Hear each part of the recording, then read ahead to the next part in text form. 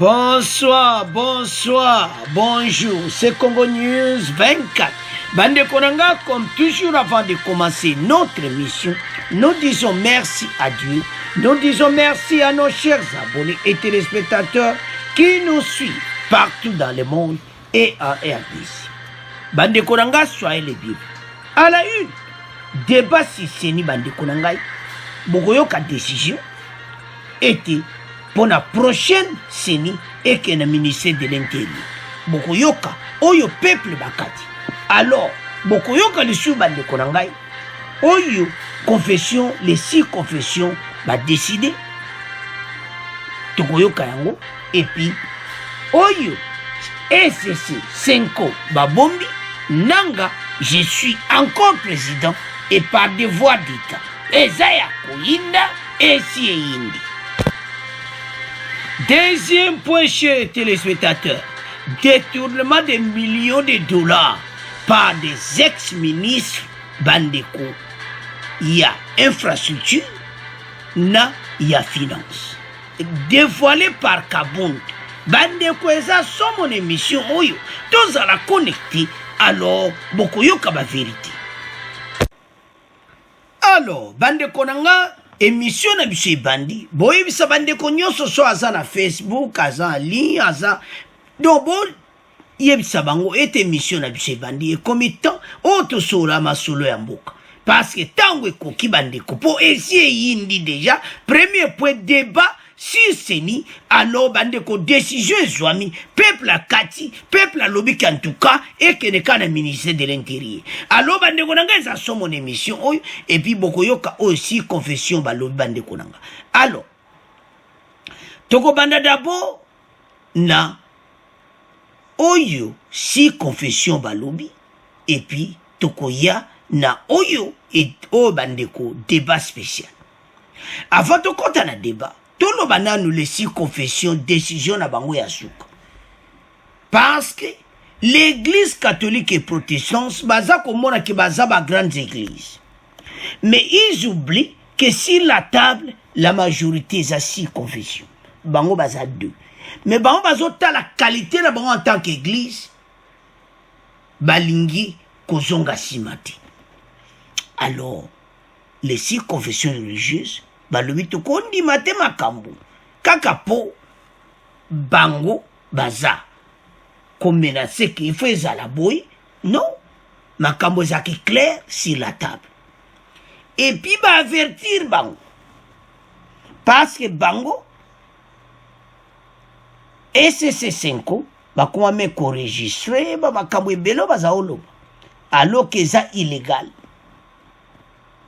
Balobi kuna tozo ba mselo monte ba kolo bana ba oyo nyonso lo ba maki mais illégal ba ko ke ne pe prison soko ozoloba enregistrer makamba mutazoloba sans même boyoka oyo batwana ba opinion na bango bandimi opa ne bosala ngona nkuku do eza illégal. Alors les 6 confessions religieuses balobi bo que oyo bango bakataki déjà bapesaki bapv yango nde bazosenga na Assemblée nationale va décider. Le refus pour nous de sacrifier tous les meilleurs profits à la table de la haine, comme c'était le cas en 2020, nous demandons à l'Assemblée nationale de jouer son rôle d'entérinement des procès-verbaux déposés à son bureau conformément aux prescrits de la loi. Car le laxisme avec la mauvaise foi ne contribue pas à la consolidation de l'unité nationale, ont déclaré les 6 confessions religieuses. ABC Assemblée nationale a entérimé les procès-verbaux au bango ba kotisi.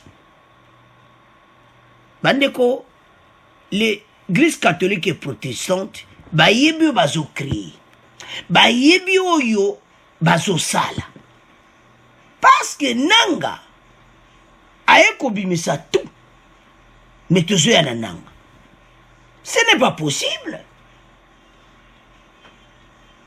Kuna bozaki à la table. Bondimi peke kadima oui, aza bien pour l'élection. boye bopesi problème ya éthique.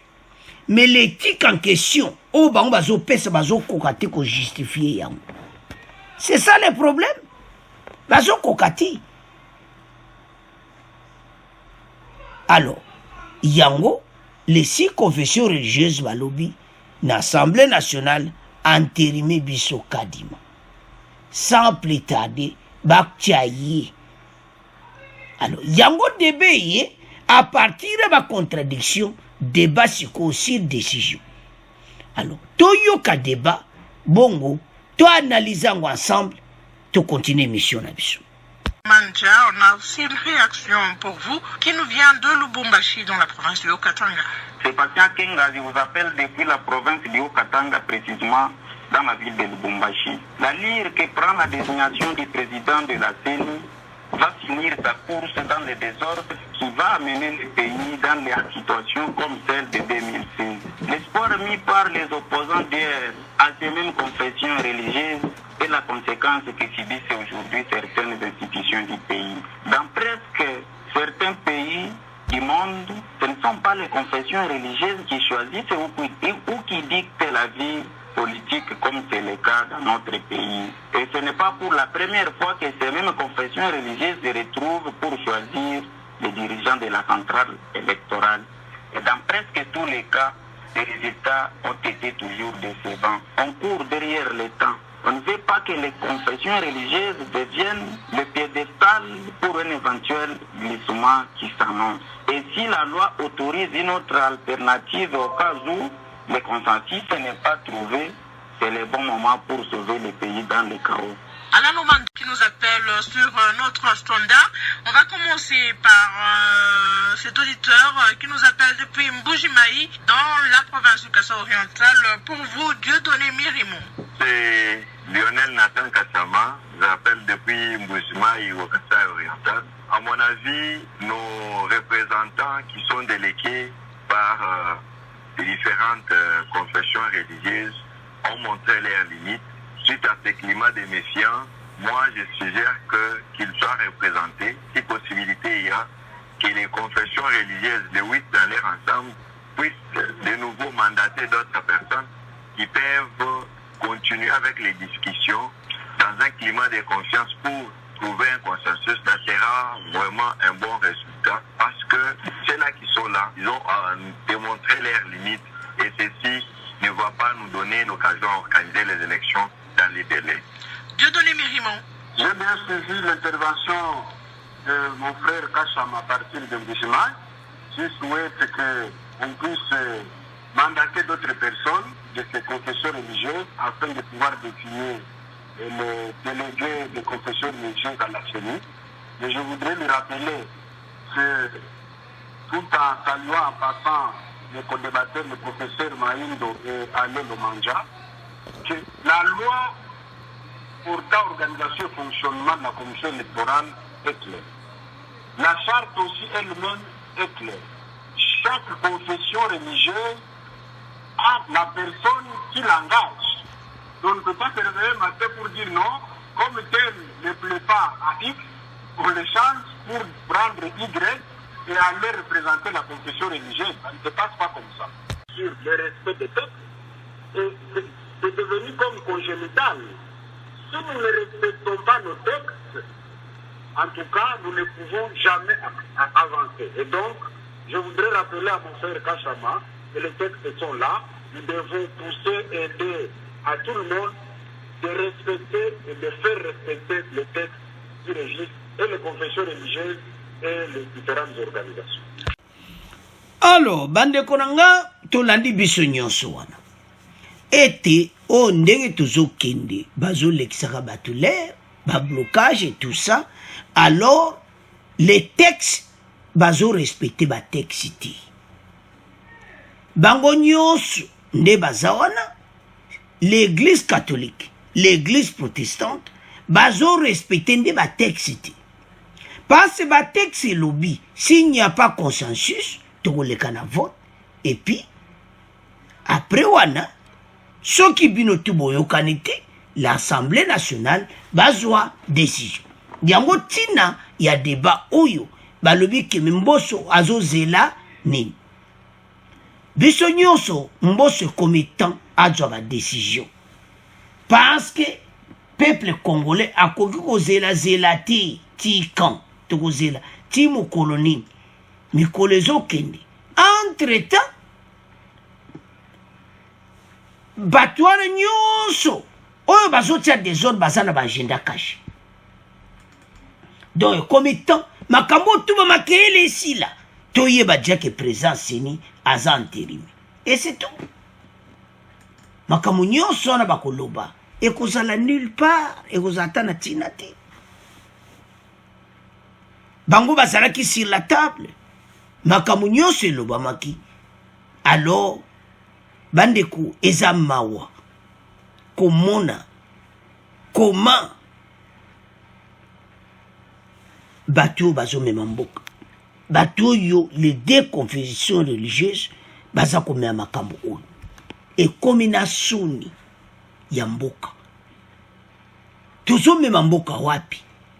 Mais entre temps baagenda caché bani kobima ozomona. Donc bazofrene bafrene bolandi oyo bandeko balobi il n'y a pas respect des textes. La loi organique elobi nini, la loi wana elobi nini s'il n'y a pas consensus. Donc lokola bazo respecter ba texte yango bozomona makambo oto. Alors les six confessions balobi que ce makambo to tiena mesa tolinto de l'exabaler et comme état oyo bureau asike vanda baba na ko préparer bato élection. Eza possible te mboka oya biso bango loko bazomona que les deux grandes églises mais bazotia mboka na mobulu. L'église catholique baotia mboka na mobulu bautozana ba problème ka sikoyo na ministre ya enseignement pona makambo ya ba grève ya ba enseignant. Do baza ko edete mission na bango ezani faire tomber le régime en place. Oyo bato batie motema bazobongisa mboka toko avancer boite parce ezomona polele biso bato tolobi te.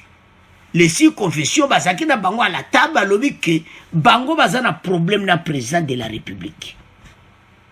To eza sou makama ko bomba te. Tango bino boza kuna na bapasango bovandi.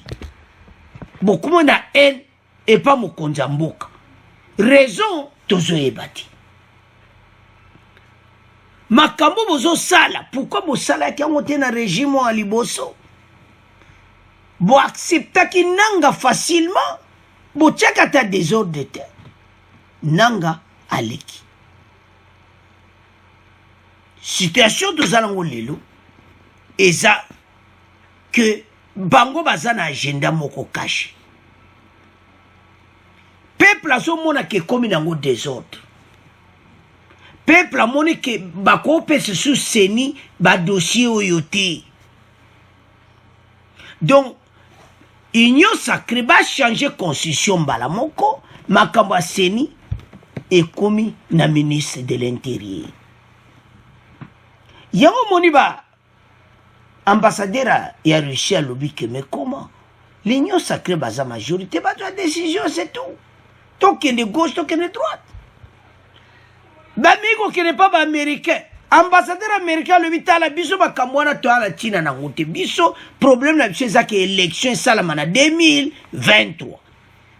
Bande ko opinion ya Union européenne. Ba américain. Ba toana nyonso pona ba makambo intérieur na ba pays ba na China na ngote ba yebike ba kokota ngote za illégal ba kokota ngote. Problème na bango zaka ki démocratie tambula élection salama na délai constitutionnel et c'est tout. Et là ba américain na ba pays européen na ba Russie nyonso ba grande puissance ba lobi ke biso makambo na bino interne wana etali biso te. Problème na biso élection salama na 2023 fati passer à 4 élections na 2023.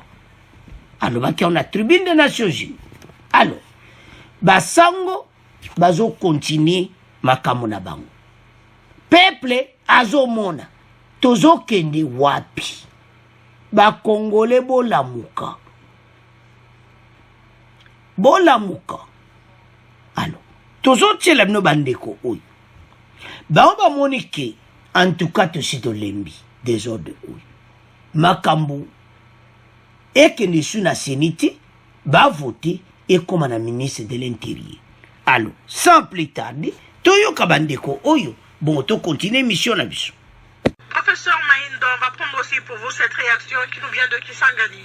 Franck Bilal depuis Kisangani, la vie, si la RDC était un pays tiré qui respecte les textes du pays, on allait compter la charge d'organiser des élections au ministère de l'Intérieur comme cela se fait dans d'autres pays. Le mal à que chaque régime a bien d'assez pouvoir veut d'abord avoir toutes les institutions sous son appui. Avec telle alliée, notre pays évoluera toujours en date d'ici si nous ne parvenons pas à changer nos comportements. Pour débloquer cette situation, j'invite l'Assemblée nationale de voir si la procédure de la désignation du président de la CENI est conforme au règlement d'ordre intérieur. Celle-ci valide. Au cas contraire, elle doit simplement l'annuler. Vous allez nous excuser pour la qualité de nous appeler de Kisangani. Professeur, vous avez suivi Franck qui vient de nous appeler depuis Kisangani, qui pense que si on était dans un état sérieux, l'organisation des élections serait confiée au ministère de l'Intérieur.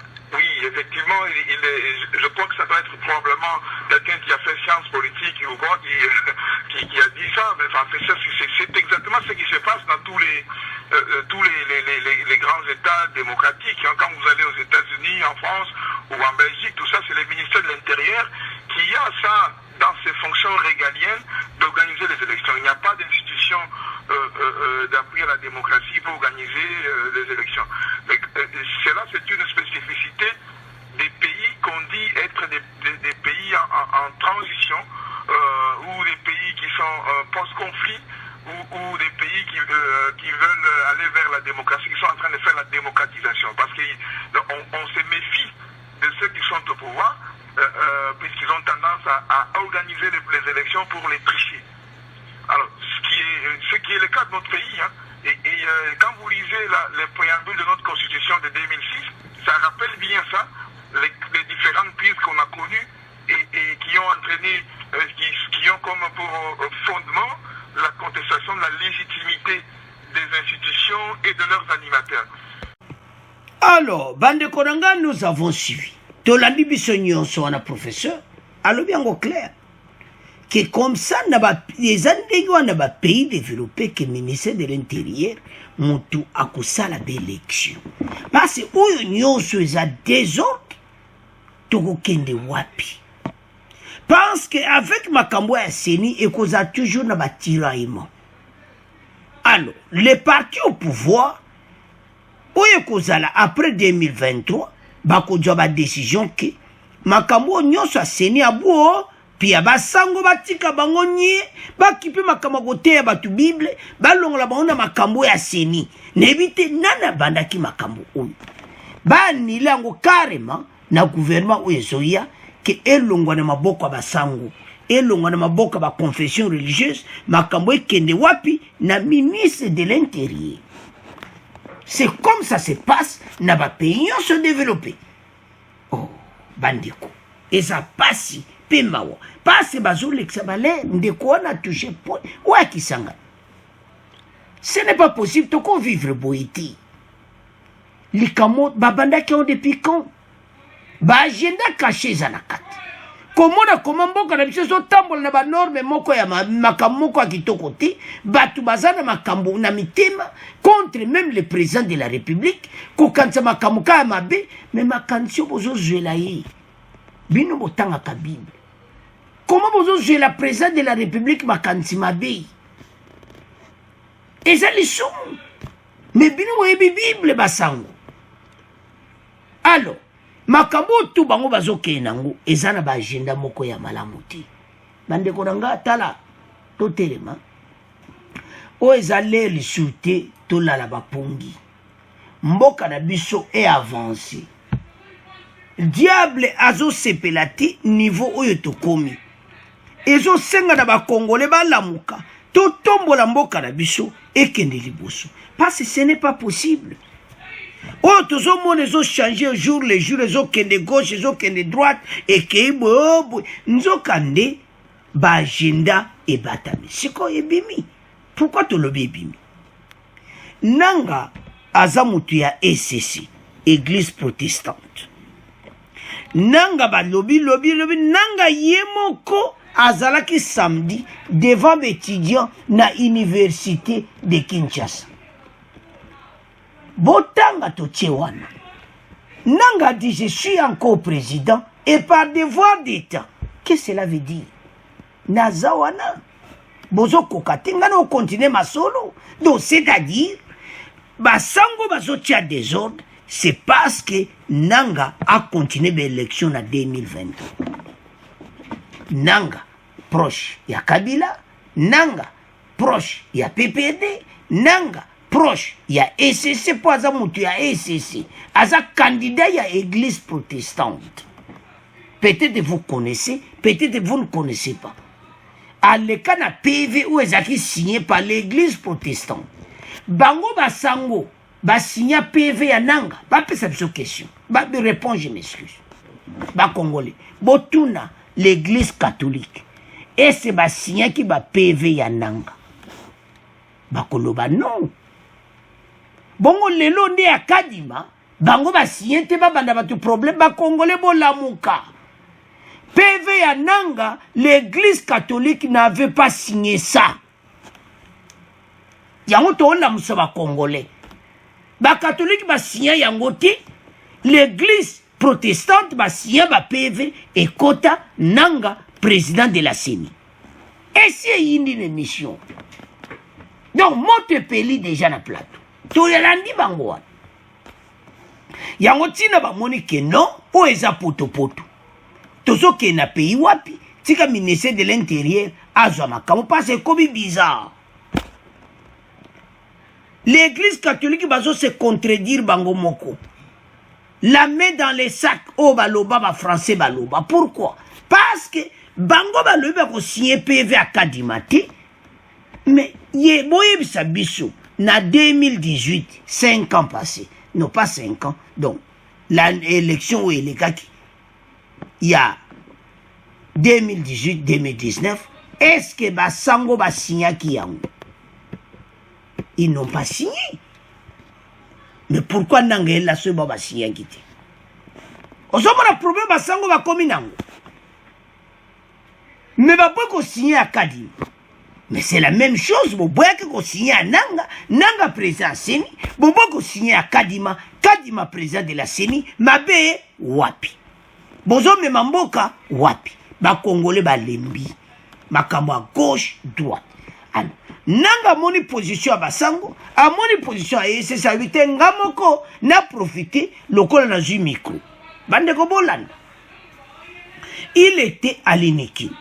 Dans son discours à l'occasion de la journée scientifique de la faculté des droits de l'université de Kinshasa, organisée samedi 9 octobre, et axé sur les thèmes identification et gouvernance politique en République démocratique du Congo, Nanga a appelé à l'accélération des préparatifs des élections de 2023 en vue de tenir dans les délais constitutionnels. Nanga yemoko a lobby devant Bango. Abobité. A lobby ngati siko naza président et par devoir d'État.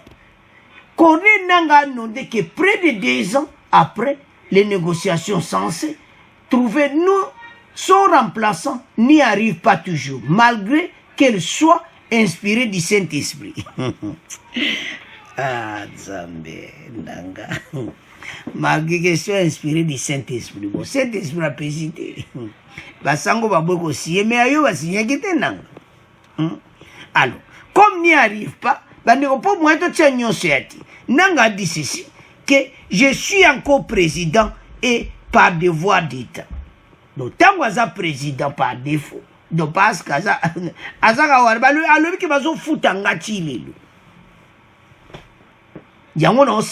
on préparé l'élection déjà. Nzambe kote kuna na njili Fayulu na njili alobi yo longwa toliko mona yoti me ya alobi kaza bande kozo mona bango na bango nde bazopota Fayulu kuna zobo ya nanga kote kuna 5 agenda caché na ECC nanga alobi azo préparer be élection donc dès donc ne gauche droite gauche nanga président de la CENI a continué ma solo mais wa mukile kuvi wa pena donc RDC kuvi kaka mboka de peli moto alors bon toyebi ka oleka toyebi ke nanga ata lui bongo ba agenda na nyonso e ko sala mati pourquoi tozolo et comme ta o ba congolais ba si ba comprendre bandeko tal na monde to komi na ngwa to tunaka nanga question pourquoi kanga ki réseaux sociaux na 2018 2019 pourquoi kanga ki réseaux sociaux c'est quoi réseaux sociaux ba kango les sociaux fatia libérer réseaux sociaux makambo eza moto donc neto zawa makambo comme nango clair ba sango bango mo ba koti na kati do ba piège ba koti na kati ba c'est sur le logo olobate parce que les abencho li botuna bango ba sien qui PV ananga te nanga président de la CENI pourquoi ba sien giti o ba sebela giti sikoyo aza président CENI mais balobe mais sikoyo ya kadima bango ba sien te bo le ne ko pexa za la président les 6 confessions ba signé baza majorité non consensus alors ba congolais bo fungola miso bananga bango na sort de son silence ba konkolo a profité de l'occasion à Zaki na Iniki. C'est samedi, 9, c'était hier. A profité de yango à lobby. Alors, ba Congolais to continue tiwat. Botika ko lamuka. Bo lamuka, botika ko lala je m'excuse. Et comme état au bisognon sur tout téléma. Parce que bazo mona ke makamba bien ça. Problème ba sango eza na mo simple. Candidat na bongo fala bima président de la République. Le quoi candidat na bongo zo bimate, bazara problème sérieux. Vous avez donc, makambo nyonso, c'est dans seul but. Les 6 confessions balobi que l'église protestante et l'église catholique a des problèmes avec le chef de l'État, Antoine Félix Tshisekedi Tshilombo. Biso batoto lobite, ezabanani balobi. Les 6 confessions balobi en clair. Parce que mon bazo monatinati. O nyonso bazo leksa ba congolais temps. Alors ba congolais bo lamuka. Et comme étant o mboko ya avancé parce que o nyonso ba trouble. O nyoto kene gauche kene droite. Ba sango ba yebio bazakusala. Ils ont même allé jusqu'au Conseil de sécurité de l'ONU. C'est-à-dire basa na mission cop na bango ekufi. Et ça l'a passé. Alors makambo nyonso bolandi ba congolais to landi débat ba congolais ba monete non o eza bizarre tika makambo ekende na ministère de l'intérieur comment tu vives sous ba scénario ti alors c'est à ce point to tiki premier point na bino to komoke na deuxième point alors bande konanga to komi na deuxième point détournement de millions de dollars par des ex-ministres ba ministre ya Ilunga, ya infrastructure, na ya finance. Dévoilé par vice-président de l'Assemblée nationale, l'honorable Jean-Marc Kabou. A qui yemo ko vérifier? Bande kwa zane IGFT. Mais à qui ko vérifier? Mais IGF a sa yoki. IGF a sa ranzela, gendarme a yoki déjà. A solo li na Jean-Marc Kabunti. Gendarme yoki. Gendarme azananzela. Eza mobulu. Donc ne makambo eza obalo kesi indi nango. Ya yoki li solo. Jean-Marc Kabunda yebisi nanu yete. Jean-Marc Kabunda yena media kolo. Tango leki na media. Mais gendarme asa yoki engayi. Engayi. Dossier taboyo kango don zela selemba oza clair na batuyu. Bao mi bali. Na zoe bate so bako kimela wapi. Et surtout que bakangi bino siko na nani? Vice-président y Assemblée nationale. Bande quoi déclarant officiellement sur notre radio à Kinshasa. Message c'est yokani. Ex-ministre de l'infrastructure, na ex-ministre de la finance, Maëlle et Siliban. Moi, je vais lire ensemble avec vous. À l'issue d'une tournée effectuée dans les différents chantiers où est prévu le projet de construction de 300 écoles, Boyebi, Fati avec gratuité, Makambo Bele, Bamoni Kibe école, Eza penati à l'État, il fallait batonga l'école. Alors, Mbongo et Pimaki, 300 écoles batonga. Andeko, bota la souci Fati Azanango, mais bota la bateau Makamba Zakusa. Fati alubi mboka ekoza boy, te babaksa be école, 40 sa be école eza, alors, projet en place, 300 écoles batonga. Mais Kabunda est comme on. Et les Kelina Yakolukabe expert. Le premier vice-président de l'Assemblée nationale, Jean-Marc Kaboun, a alerté sur une présumée tentative de détournement d'environ 80 millions de dollars.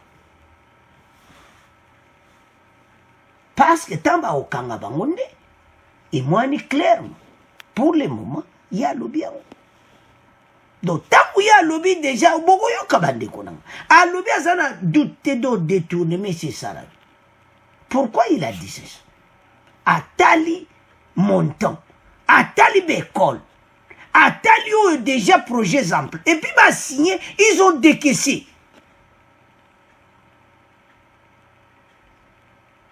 Jean-Marc Kabou révèle qu'une somme de 12 millions de dollars a déjà été déboursée par le gouvernement, mais c'est seulement 6 salles de classe qui sont déjà terminées dans un contrat où l'entrepreneur devrait financer les travaux à 40% que le gouvernement devrait payer progressivement. Travail au you. 300 écoles. Gouvernement a mis déjà 12 millions de dollars. Bande botonga kana Kinshasa. Mutunyo sa mona kabandako, même ata ozano experti. Bolanda bandeko. Gouvernement a déboursé 12 millions de dollars. Gouvernement a payé mbongo yango wana ba dekesa na ministre des Finances, c'est le Yalouguli. Aki a décaissé 12 millions de dollars na trésor public. Mais c'est seulement 6 salles de classe qui sont déjà terminées dans un contrat où l'entrepreneur devait financer les 40% que le gouvernement devait payer progressivement. Si on pose à la place à Jean-Marc Kabou, Aka Tali, c'est le Yalouguli, c'est 12 millions de dollars. Aka Nekotala na projet, et ça n'a pas 6 salles de classe. C'est un gars qui mawa mboka otozo kende wapi 12 millions et bimi ministre de l'infrastructure 12 millions ju ministre des Finances a pêché nyonso 12 ou bien bo kaboli déjà les razo pesa yo makambo eza mobulu awo donc eza somo awo Jean-Marc Kabou ya kotala kaka boy 6 salles de classe. Non. Abengi batalo boya. Jean-Marc Kabou a du vertige. Même à Tangana, on a du vertige. Le ministre des Finances a décaissé 12 millions de dollars. Mais jusqu'à présent, il y a que kotala, Jean-Marc Kabou Nicolas qui kotala yango, 6 salles de classe, oyo batongi. 6 salles, 12 millions de dollars. Pas Congolais, bon, ça a la place, Bino botonga banda kuna kin. Donc 12 millions de dollars otonga ka 6 salles de classe. Nzambe na ngai. Nzambe.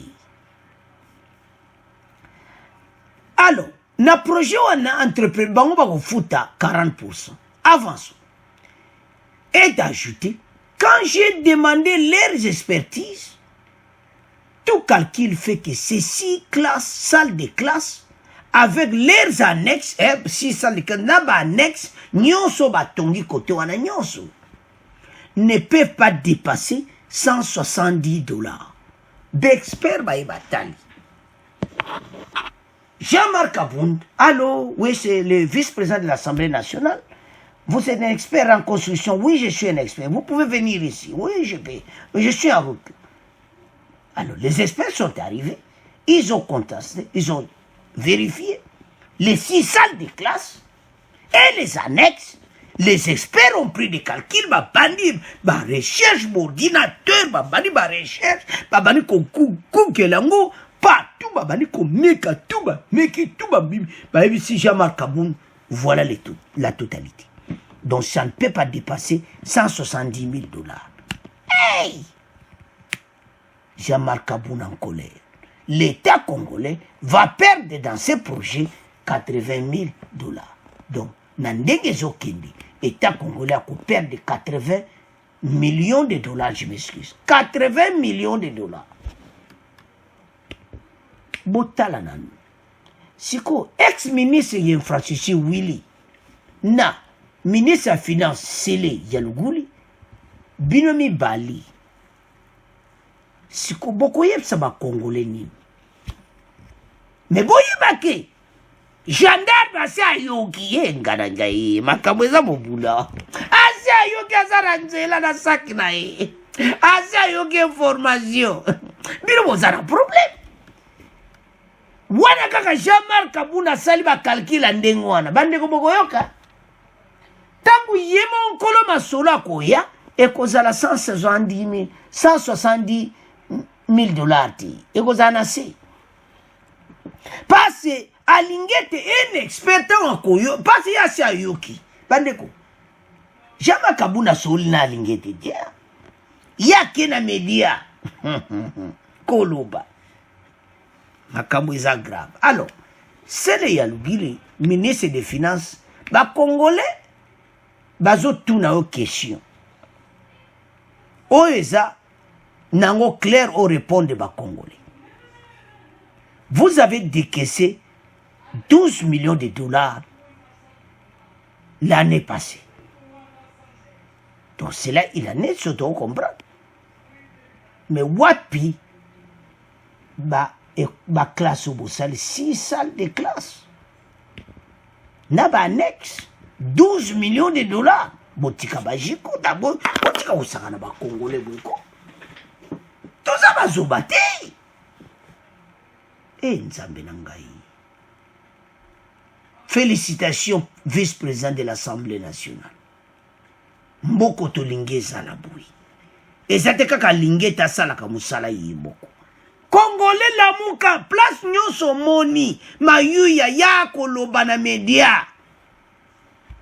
Pombongo na bise bana kokende lisusu te omona. Sikoy. Preuve nini bango bakolakisa ba Congolais ki batongi ba projet ndengeza. Alors que dans ce projet, l'entrepreneur a kobimisa 40%. Bande au moins to tia nyonso ezate. To tia wanda mbuwa pour comprendre mes dossiers donc eza moulayi. Makamu Jean-Marc Abound alobi nyonso. Donc c'est grave. Ça chauffe. Quand la tête devant procureur, bango mibale.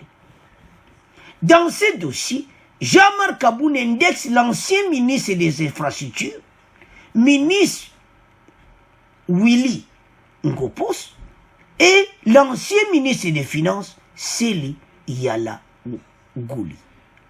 Yalagouli. Bon. Bon, comprenez. Alors, situation est à mon boulot. Soto otala ba on mibale. Bolingi vraiment mboka oui. Monsieur Willy. Monsieur Sele. C'est bolingi pena RDC. Bana batanga. L'éducation aux ande kotonga mboka na biso lobi. Mais botala système oyo pendant les 20 ans, il faut détruire d'abord l'éducation. Bana batanga te comme ça suiviez zalate ba congolais mboka etikala ka ndingwana. Bande ko tozo kola. Biso nyonso. Génération oyo nyonso yo. Na boba bima libanda ya pays. Na boba za na diaspora, batu basi ba ko mikolo déjà. Nos enfants, ba jeune na biso wana, il faut batanga classe.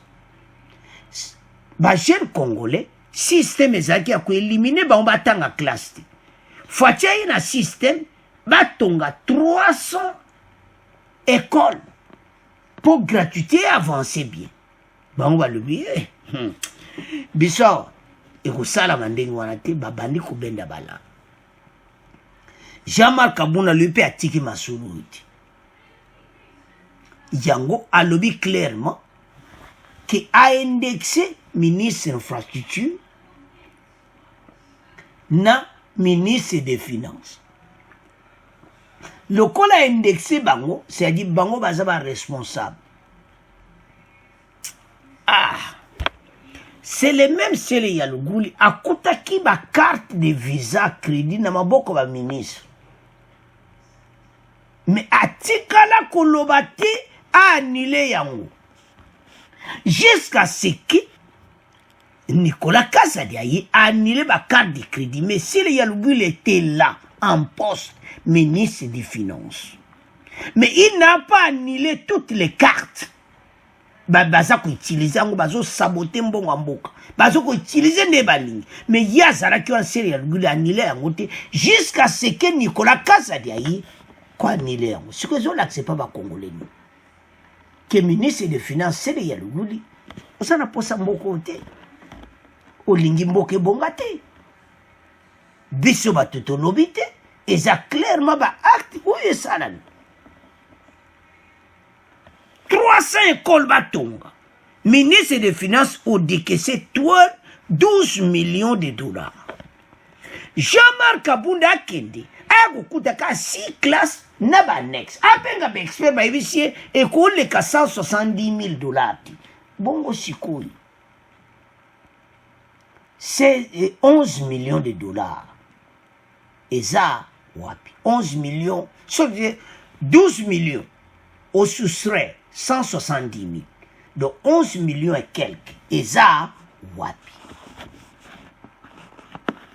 11 millions, à peu près 800 et quelques mille dollars. Et ça, wapi. Mon makamango, tunanga, na tunayo. Ndenge za retambola akuna. Yibanga ngape na yibiyo donc bango do kude zaka ndenge wana donc yabi misi ye kuna bendi oh kuna pa ka bendi ale mboka par terre yango bazai koloba na fachi ya makambo ezoluka mbongo kozwa wapi la banque centrale est en train de saigner c'est ça qu'elle disait bah il le savait que ma carte de visée zo tobola ba banque. Mais le ministre des Finances, il a cancellé en haut jusqu'à ce qu'il n'annule même pas, jusqu'à ce que Nicolas Kazadi annule ma carte de visa.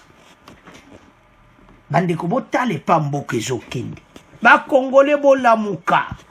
Tala fachi o azie pa bongsa mboka botala musala bazakosala. Avançons.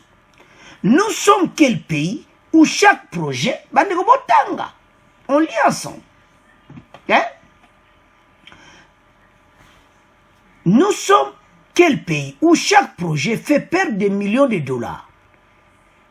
C'est quel degré d'irresponsabilité de la part de ceux-là, même qui doivent engager leur signature pour les comptes de la République? Wana, Yewana ministre des Finances sont toujours prêts à voler des millions au détriment du peuple congolais. Vous savez qui ont signé ces contrats? C'est l'ancien ministre des Infrastructures et l'ancien ministre des Finances, donc monsieur Willy Koupos, et ministre des Finances, Sele Yalagouli, a affirmé Jean-Marc Kabunda, cité par Top Congo. Botala. Alors, ba Congolais bola mukako. Et comme il t'a boté les mboka, tala ndenge ba détruire mboka.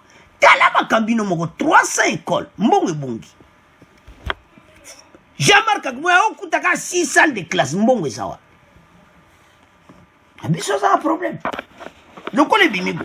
Toujours c'est la gendarme. Allô, gendarme. Je suis là. Monsieur Linguet a du téléphone à la route. Kalate. Yebo wazoken ya banda nanu kana banque centrale. Tanga comme allô, madame gouverneur à Banksa, oui, mais c'est le oui, ça va bon. N'a eu qu'un dossier, mon cousin. Bon, il a abîmé combien? Oh, 12 millions. 12 millions, bon. Pour faire ça, papier, abîmé bon. N'a pas beaucoup à l'igueto. Wow. À l'igueto, à maman, reçu, il y a décaissement, 12 millions de dollars, signé par le grand ministre de Kabila, il y a finance, c'est le Yaloukuli. A signé. Allez, Malamoko, à l'igueto, du dossier, à quel an? À quel siko, comme, kota la sikoyo, na ministre infrastructure. Aussi un contrat, ministre aussi un qui est waba contrat. Yango. Encore ba ministre c'est infrastructure et union sacrée. Ba ko ça tout. Ba dossier yango ta yango. Oh, be ko le salamate zamate. Bota la commande bazo yiba na EB Congo. Bota la ne ba détruire moka. Alors ba de konanga eza soni pe passe pe mawa. C'est à ce point de comment clôturer mission na biso. Bon abonner massivement, bon continuer à partager, bon yebaki. Partout Congolais place aux gens, kotika mbokate, ta fungola miso. Alors, merci de vos commentaires. Au revoir, à la prochaine.